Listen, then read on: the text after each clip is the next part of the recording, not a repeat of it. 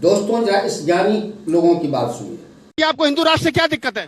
मेरे को यह दिक्कत है कि मुसलमानों में मुसलमान पैदा होता है, ईसाइयों में ईसाई पैदा होता है, सिखों में सिख पैदा होता है, बौद्धों में बौद्ध पैदा होता है, जैनियों में जैनी पैदा होता है, लेकिन हिंदुओं में हिंदू पैदा नहीं होता। हिंदू में ब्राह्मण पैदा होता है, हिंदू में क्षत्रिय पैदा होता है, हिंदू में वैश्य पैदा होता है, हिंदू में शूद्र पैदा होता है, हिंदू में नाई पैदा होता है, हिंदू में दानव पैदा होता है। देख लिया आपने, ये ज्ञानी लोग हमारे समाज में एक नहीं है, भरमार है। 90% हिंदुओं को सिर्फ इतना ही पता है। और सिख, जैन, बौद्ध, मैं सबसे पहले ये बता दूं कि ये भी हिंदू ही हैं। ये हिंदू फिलॉसफी पे ही फाउंडेशन रखा गया है इनका। और हिंदू में तो सिर्फ 4 जातियां होती है, ब्राह्मण, क्षत्रिय, शूद्र और वैश्य। और ये एक दूसरे के खून के प्यासे नहीं होते हैं। मिडिएवल पीरियड में कुछ बुराइयां आ गई थी कि अनटचेबिलिटी प्रैक्टिस कर रहे थे एक दूसरे से, कोई जाति किसी खास जाति से। लेकिन मुसलमानों में 72 फिरके हैं और वो एक दूसरे के खून के प्यासे हैं। एक मेरा सिया दोस्त है, उसने मुझसे कहा कि यार दीपक, यहाँ पर हिंदू नहीं होते तो हम लोग कट गए होते। देखो ना, पाकिस्तान में हर महीने 100-150 सियाओं को काटा जाता है।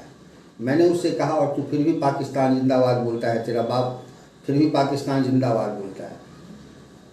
क्रिश्चियन में 14 फिरके होते हैं और वो एक दूसरे के खून के प्यासे होते हैं। तो ये नॉलेज अपने हिंदू को जितनी जल्दी हो सके देना शुरू कर दो कि हिंदू में जातिवाद तो है लेकिन कत्लेआम। और सबसे बड़ी बात तो ये है कि हिंदू का कोई भी ऐसा फेस्टिवल नहीं होता, कोई भी ऐसा पूजा पाठ नहीं होता, कोई भी ऐसी शादी नहीं होती जिसमें इन चारों वर्णों का इन्वॉल्वमेंट ना हो।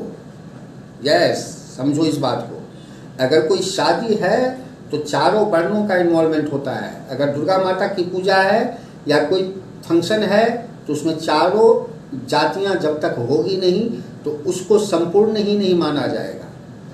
और मुसलमान तो कई मुसलमानों को मुसलमान मानने के लिए तैयार नहीं है यार। और यकीन नहीं आया तो ये देखो, ये मुसलमान नहीं है।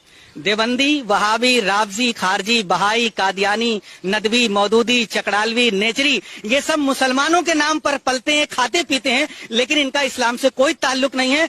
150 साल पहले आला हजरत ने फतावा लिख करके किताब हुस्सामुल हरमैन ये साबित कर दिया कि इनका इस्लाम से कोई ताल्लुक नहीं है। वो किताब आज भी बाजार में मिलती है जिसमें 300 से जायद मुफ्तियों ने फतवा दिया था कि ये मुसलमान नहीं है। फतवा आ गया। फिर आप मौलाना साहब बहुत बड़ी बात आप कह रहे हैं। अगर वो दोनों लोगों ने, दोनों मदनियों ने फतवा जारी कर दिया, फिर उनका फतवा, जब वो मुसलमान ही नहीं तो हम पर फतवा कहाँ से लगेगा? अच्छा। पहले वो मुसलमान तो बन जाए फिर फतवा दें। और जो इतने लोग, उनको 100 साल पुराना संगठन माना जाता है, ये आपका संगठन उनका हो सकता है लेकिन इस्लामी संगठन नहीं है। वो देवबंदी संगठन है।